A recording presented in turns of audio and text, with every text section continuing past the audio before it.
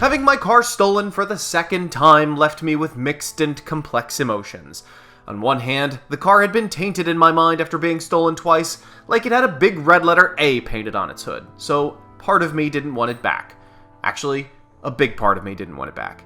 Okay, I didn't want it back at all, to be frank. I was secretly hoping that whoever stole it would have abandoned it somewhere and set fire to it so police couldn't lift fingerprints off it. But the car came back. Once again, a mere day or so before it could be written off by the insurance company. This time, instead of boosting it with a flathead screwdriver, the thieves used a stolen steak knife from what I figured was a third-rate family restaurant like Ponderosa or Golden Corral. They also left a dish of half-eaten cobbler inside. And what I'm puzzled by is, did they decide to get cobbler after stealing the car? Or did they get all amped up on desserts first and then decide to steal a car? Sadly, some great mysteries humanity will never unravel. While the car was stolen the second time, I went on a trip to the most visited vacation resort in the world. And at the time of writing this, the channel I publish my videos on is technically networked with the entertainment conglomerate that owns the resort. I'm not trying to shill for them, and I also don't want my video flagged for accidentally using their content, so I'll say that I went to Mort Ripley World in Orlando, Florida. Mort Ripley World's attractions and rides are, without a doubt, the most precisely designed and built pieces of entertainment on the planet. It's like a specialized team of scientists is there on standby, regulating the dopamine levels in your brain. And when I left, it was like coming down from a high. Why wasn't the rest of the world so happy? Where had all the color gone? Why doesn't my ice cream cone come with little round ears on it? BioShock, sorry for the quick transition there, is the first video game I feel has nailed that Mort Ripley level of presentation. But instead of mouse ears appearing on everything in a colorful fantasy setting, BioShock is set underwater in a 1960 dystopian city. It is the polar opposite of Mort Ripley World, the perfect dystopia versus the perfect utopia. It's a first-person shooter that focuses just as much on world building as it does on shooting. Gunning down overly aggressive substance junkies is only part of the experience. You can also set your enemies ablaze with the snap of your fingers. Or set loose a swarm of deadly bees from your hands. Or smash foes to bits with your wrench after you freeze them in place.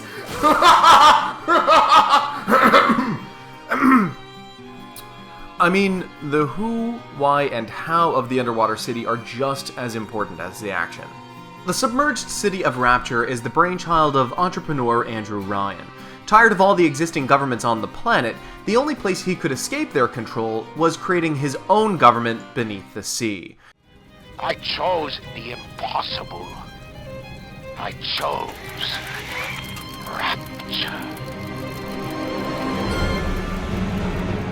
The civilians have torn most of the place apart after being manipulated by con men and getting addicted to plasmids, this video game universe's form of magic.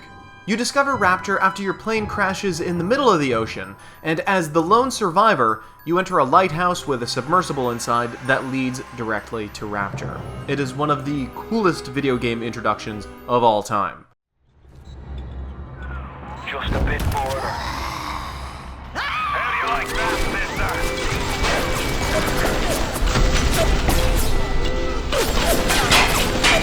Now, would you kindly find a crowbar or something? The leaking hallways are haunted by little girls extracting liquid from corpses with gigantic syringes while being guarded by walking behemoths in dive suits. Little sisters and big daddies. Separating the little girls from their protectors grants the player with a huge reward of Adam, the game's currency for buying more plasmids. But big daddies don't go down without a fight. They are the game's version of mini-bosses, but they move around Rapture, minding their own business until someone steps out of line. I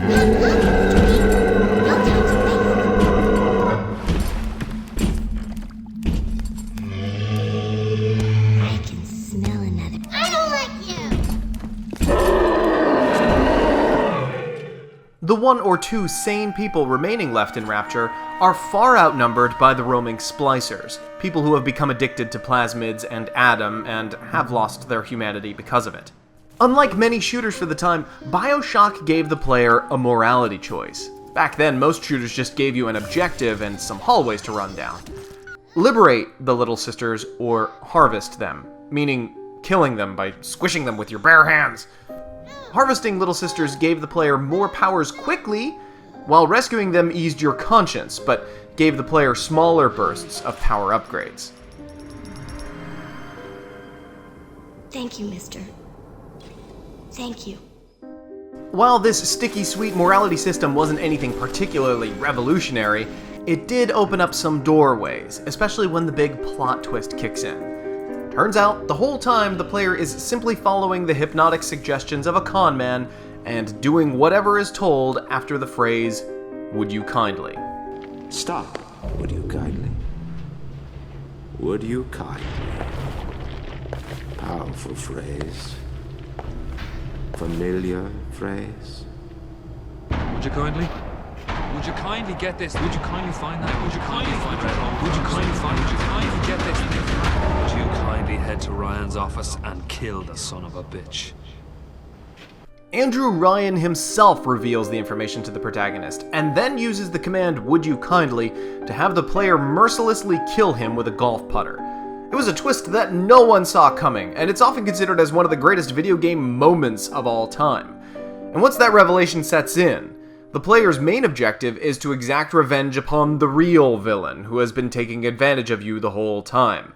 In doing so, the player is used once again, voluntarily transforms into a big daddy by undergoing some rather brutal body modifications for the greater good, and then quote-unquote saves the day. So in the end, player choice made little difference. Even when the player's freedom is gained, it's not true freedom. The player still needs to follow the path of the game. The only true choice is whether or not to continue to play the game at all. Saving or harvesting the Little Sisters doesn't tip the difficulty balance too far in one direction or the other. It didn't alter the story except for a very slightly different ending. The player still transforms his or herself into a monster to smite their enemies, and it's all done at the request of someone in power. But the journey was memorable, and most importantly, enjoyable, which raises all sorts of fascinating questions about people who play video games and, to a larger degree, people as a whole. Is it more important for us to have a choice, or is the illusion of choice all that matters? Saving Little Sisters feels better, but it doesn't affect the game. But isn't it our moral responsibility to save the Little Sisters, even if our efforts make no difference outside of our own experiences? And that thought process carries over into our real life all too easily. How free are we as individuals, really? Something to think about when you go to the voting booth, or to the grocery store, or deciding what to eat, what to wear, or what news stories to read. BioShock and the city of Rapture feel like they were designed by a team of Mort Ripley ride technicians. Everything feels both natural and deliberate, like a real place that once existed, and your visit is part rescue mission, part anthropology field trip, part supernatural sociopathic murder spree. The personalities found within, though extreme, are believable if given the right environment, like Rapture, to flourish. The character models, however, have sadly become dated very fast, and truth be told, they weren't the most impressive looking for the time either. The sound design? Oh, amazing! The soundtrack, both the licensed tracks and the original score by Gary Scheinman, the creaks and groans of the buckling walls.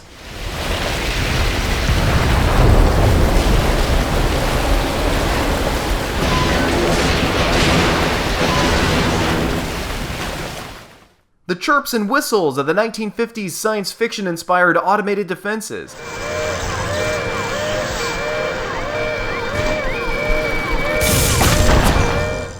The multiphonic voices of the Little Sisters. Perhaps we'll dine on ham and jammy if we can't find the lily pop. The part Frankenstein monsters groan mixed with a whale call of the big daddies.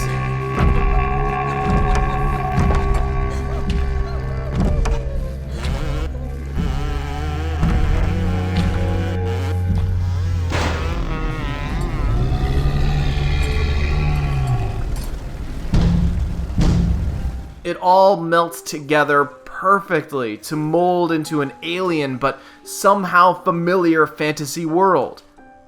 Like Mort Ripley World. The challenge level isn't so high, so I recommended your mother play it too. At the time, she needed some escapism in a big way because she was stressing out over her doctoral comprehensive exams. She loved it and got slightly addicted and saved over my game file. Accidentally, of course, and beat the game before I did. Oh no! You accidentally copied over my save file and I have to play this amazing game all over again.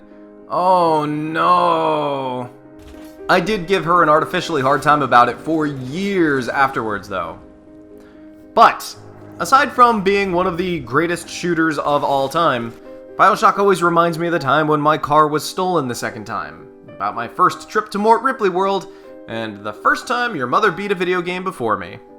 Just to wrap up the exciting saga of my car came back, caught fire shortly after getting burritos with a friend, I sold its corpse for scraps. The end. Rest in peace.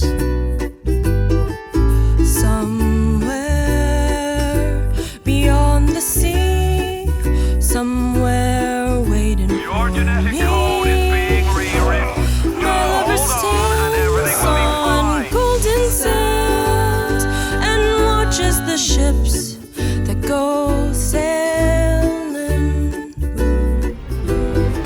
Somewhere beyond the sea, she's there waiting for me. If I could fly like birds on high, then straight to her arms, go sailing. It's far beyond the stars, it's near beyond the I know, without a doubt, my heart will lead me there soon. We'll meet beyond the shore, we'll kiss just as before. Happy we'll be beyond the sea, and never again I'll go sailing. Chooses. A slave obeys. Ba-doo boop boop boop ba-doo boop ba-doo boop